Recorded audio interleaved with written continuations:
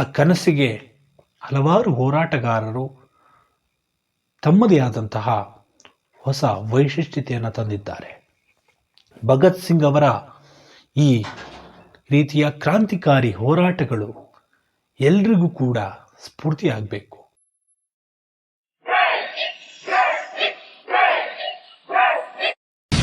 ಪ್ರೀತಿಯ ಕೇಳುಗರೆ, ಮಾಹಿತಿ ಖಜಾನೆಯಲ್ಲಿ ಕೇಳಿ ಸ್ವಾತಂತ್ರ್ಯ ಬಾನಿನಲ್ಲಿ ಭಗತ್ ಸಿಂಗ್. ಭಗತ್ ಸಿಂಗ್ ಅವರ ಡೈರಿಯಿಂದ ಆಯ್ದ ಘಟನೆಗಳ ಪಕ್ಷಿನೋಟ.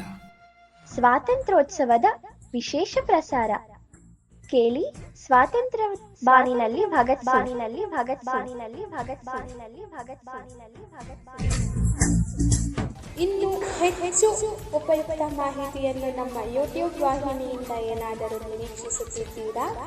ನಿರೀಕ್ಷಿಸಿದಲ್ಲಿ ಬೆಲ್ ಐಕಾನ್ ಅನ್ನು ಕ್ಲಿಕ್ ಮಾಡುವುದರ ಮೂಲಕ ಸಬ್ಸ್ಕ್ರೈಬ್ ಆಗಿ.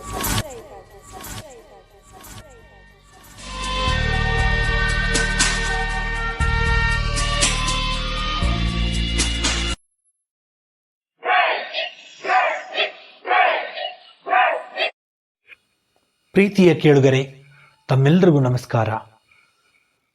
ಸ್ವಾತಂತ್ರ್ಯ ಬಾನಿನಲ್ಲಿ ಭಗತ್ ಸಿಂಗ್ ಕಾರ್ಯಕ್ರಮಕ್ಕೆ ಪ್ರೀತಿಯ ಸ್ವಾಗತ. ಮೊಟ್ಟ ಮೊದಲಿಗೆ ನಮ್ಮೆಲ್ಲ ಕೇಳುಗ ಬಂಧುಗಳಿಗೆ 79ನೇ ಸ್ವಾತಂತ್ರ್ಯೋತ್ಸವದ ಹಾರ್ದಿಕ ಶುಭಾಶಯಗಳು. ಈ ಸಂದರ್ಭದಲ್ಲಿ ನಮ್ಮೆಲ್ಲ ಕೇಳುಗರು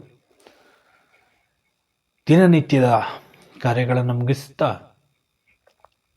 ನಾವೆಲ್ಲರೂ ಕೂಡ ಸ್ವಾತಂತ್ರ್ಯ ಉತ್ಸವವನ್ನು ನಾವಿರುವ ಸ್ಥಳದಲ್ಲಿಯೇ ಆಚರಣೆ ಮಾಡುವಂಥ ಪ್ರಯತ್ನವನ್ನು ಮಾಡೋಣ. ನಮ್ಮ ಮನೆಗಳಲ್ಲಿ ಧ್ವಜಗಳನ್ನು ಹಾರಿಸುತ್ತಾ ಒಂದಿಷ್ಟು ಸ್ವಾತಂತ್ರ್ಯ ಭಾವನೆಗಳನ್ನು ಬೆಳೆಸ್ಕೊಳ್ಳೋಣ.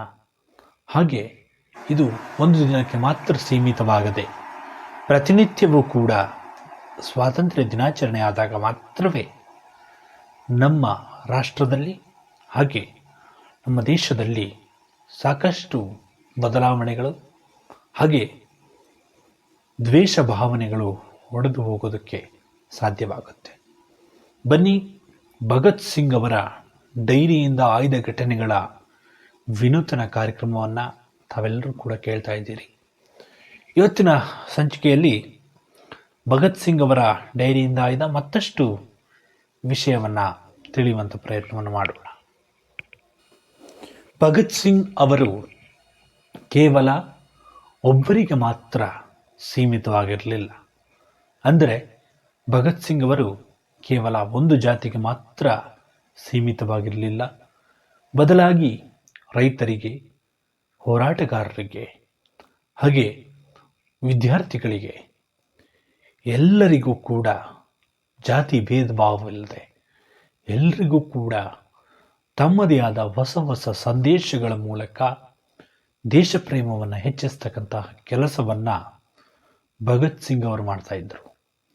ಹಾಗೆ ಭಗತ್ ಸಿಂಗ್ ಅವರ ಈ ಹೋರಾಟಗಳು ಎಲ್ರಿಗೂ ಕೂಡ ಒಂದು ಮಾದರಿ ಆಗ್ತಾ ಇತ್ತು.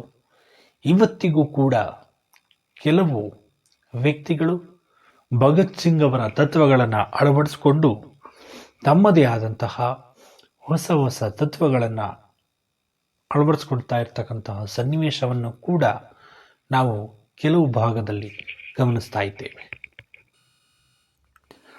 ಅವರ ಮಾನವೀಯತೆ, ಬಡವ ಶ್ರೀಮಂತ ಈ ರೀತಿಯ ಭೇದ ಭಾವ ಇಲ್ಲ ಅನ್ನೋದಕ್ಕೆ ಅವರ ಈ ಒಂದು ಮಾತು ಸಾಕ್ಷಿಯಾಗುತ್ತೆ. ನಮ್ಮ ರಾಜಕೀಯ ನಾಯಕರು ಅಥವಾ ರಾಜಕೀಯ ಹೋರಾಟಗಾರರು ಕೇವಲ ವಿದೇಶಿ ಹೋರಾಟಗಾರರನ್ನು ಅಥವಾ ವಿದೇಶಿಗರನ್ನು ಓಡಿಸುವುದು ಅದು ಶ್ಲಾಘನೀಯ.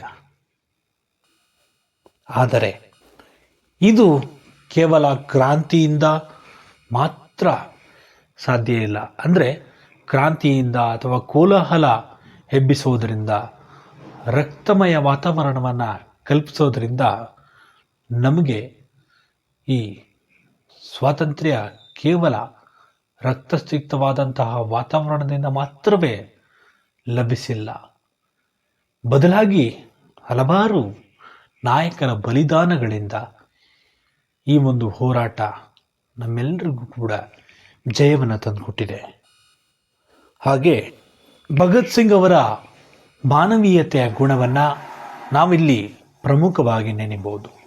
ಅಂದರೆ ಸಾಮಾನ್ಯ ಜನರಿಗೆ ತೊಂದರೆ ಆಗಬಾರ್ದು, ನಮ್ಮ ಹೋರಾಟಗಳು ಕೇವಲ ವಿದೇಶಿಗರ ಅಥವಾ ನಮ್ಮನ್ನು ಯಾರು ವಿರೋಧಿಸ್ತಾ ಇದ್ದಾರೆ, ಹಾಗೆ ನಮ್ಮನ್ನು ಯಾರು ಬಳಸ್ಕೊಳ್ತಾ ಇದ್ದಾರೆ ಅವರ ವಿರುದ್ಧ ಇರಬೇಕೇ ಹೊರತು ಬೇರೆ ಯಾರೋ ಸಾಮಾನ್ಯ ಜನರ ನೋವಿಗೆ ನಮ್ಮ ಹೋರಾಟ ಕಾರಣ ಆಗಬಾರ್ದು ಅಂತಕ್ಕಂಥದ್ದು ಭಗತ್ ಸಿಂಗ್ ಅವರ ಮಾನವೀಯತೆಯನ್ನು ಸೃಷ್ಟಿಸುತ್ತೆ. ಅಂದರೆ ಜನರು ನೋವನ್ನು ಅನುಭವಿಸಬಾರ್ದು, ಆ ನೋವಿನಲ್ಲಿಯೂ ಕೂಡ ಖುಷಿಯನ್ನು ಕಾಣಬೇಕು. ಹಾಗೆ ನನ್ನ ಭವಿಷ್ಯದ ಸ್ವಾತಂತ್ರ್ಯದ ಹೋರಾಟ ಅಂತಕ್ಕಂಥದ್ದೇನಿದೆ ಅದು ನನಗೆ ಮಾತ್ರವೇ ಕೊನೆಯಾಗಬಾರ್ದು, ಬದಲಾಗಿ ನಾನು ಕಂಡಂತಹ ಕನಸು ಸ್ವಾತಂತ್ರ್ಯ ಅಂತಕ್ಕಂಥದ್ದು ಬೇಗ ಸಿಕ್ಕಿ ಭಾರತದಲ್ಲಿ ಸ್ವಾತಂತ್ರ್ಯ ತ್ರಿವರ್ಣ ಧ್ವಜ ಅಂತಕ್ಕಂಥದ್ದು ಹಾರಾಡಬೇಕು ಅಂತಕ್ಕಂಥದ್ದು ಭಗತ್ ಸಿಂಗ್ ಅವರ ಕನಸಾಗಿತ್ತು. ಆ ಕನಸಿಗೆ ಹಲವಾರು ಹೋರಾಟಗಾರರು ತಮ್ಮದೇ ಆದಂತಹ ಹೊಸ ವೈಶಿಷ್ಟ್ಯತೆಯನ್ನು ತಂದಿದ್ದಾರೆ. ಭಗತ್ ಸಿಂಗ್ ಅವರ ಈ ರೀತಿಯ ಕ್ರಾಂತಿಕಾರಿ ಹೋರಾಟಗಳು ಎಲ್ರಿಗೂ ಕೂಡ ಸ್ಫೂರ್ತಿಯಾಗಬೇಕು. ಭಗತ್ ಸಿಂಗ್ ಅವರು ಹೇಳಿದಂತಹ ಮಾತುಗಳು ಅಂದರೆ ಬಡವ, ಶ್ರೀಮಂತ, ಬಲ್ಲಿದ ಇವರಿಗೆ ಮಾತ್ರವೇ ಸ್ವಾತಂತ್ರ್ಯ ಹೋರಾಟ ಅಂತಕ್ಕಂಥದ್ದು ಸೀಮಿತವಾಗಬಾರ್ದು. ಪ್ರತಿಯೊಬ್ಬರು ಕೂಡ ಸ್ವಾತಂತ್ರ್ಯ ಹೋರಾಟದಲ್ಲಿ ಭಾಗವಹಿಸಬೇಕು ಅಂತಕ್ಕಂಥದ್ದು ಭಗತ್ ಸಿಂಗ್ ಅವರ ಕರೆಯಾಗಿತ್ತು. ಹಾಗೆ ವಿದ್ಯಾರ್ಥಿಗಳು ಈ ಸ್ವಾತಂತ್ರ್ಯ ಹೋರಾಟದ ಬಗ್ಗೆ ಎಲ್ರಿಗೂ ಕೂಡ ಮನವರಿಕೆ ಮಾಡಿಕೊಡಬೇಕು. ಹಾಗೆ ಪಠ್ಯ ಪುಸ್ತಕಗಳಿರ್ಬೋದು, ಮತ್ತಿತರ ಯಾವುದೇ ರಾಜಕೀಯ ಪಕ್ಷಗಳಿರ್ಬೋದು, ಅವರು ಕೇವಲ ಒಂದು ಆಲೋಚನೆಗೆ ಮಾತ್ರವೇ ಸೀಮಿತವಾಗದೆ ಎಲ್ಲವೂ ಕೂಡ ಸುಲಲಿತವಾಗಿ, ಹಾಗೆ ದೇಶದ ರಕ್ಷಣೆಯ ವಿಷಯಕ್ಕೆ ಬಂದಾಗ ಎಲ್ಲರೂ ಕೂಡ ಒಗ್ಗಟ್ಟಾಗಿ ಕ್ರಾಂತಿಕಾರಿ ಹೋರಾಟವನ್ನು ಮಾಡಬೇಕು ಅಂತಕ್ಕಂಥದ್ದು ಭಗತ್ ಸಿಂಗ್ ಅವರ ಕನಸಾಗಿತ್ತು. ಭಗತ್ ಸಿಂಗ್ ಅವರ ಈ ರೀತಿಯ ಆಲೋಚನೆಗಳು ಪ್ರತಿಯೊಬ್ಬರಿಗೂ ಕೂಡ ಸ್ಫೂರ್ತಿಯಾಗಲಿ ಅಲ್ವಾ. ಈ ರೀತಿ ಭಗತ್ ಸಿಂಗ್ ಅವರು ತಮ್ಮ ಡೈರಿಯಲ್ಲಿ ಉಲ್ಲೇಖ ಮಾಡ್ತಾರೆ.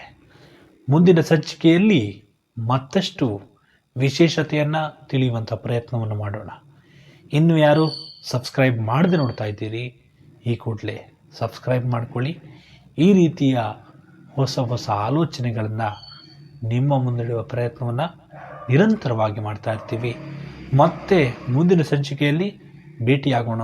ಅಲ್ಲಿವರೆಗೂ ನಮ್ಮೆಲ್ಲ ಕೇಳುಗ ಬಂಧುಗಳಿಗೆ ಮತ್ತೊಮ್ಮೆ 79ನೇ ಸ್ವಾತಂತ್ರ್ಯ ದಿನಾಚರಣೆಯ ಶುಭಾಶಯವನ್ನು ಕೋರ್ತಾ ಈ ಮಾತಿಗೆ ವಿರಾಮವನ್ನು ನೀಡ್ತಾ ಇದ್ದೀನಿ.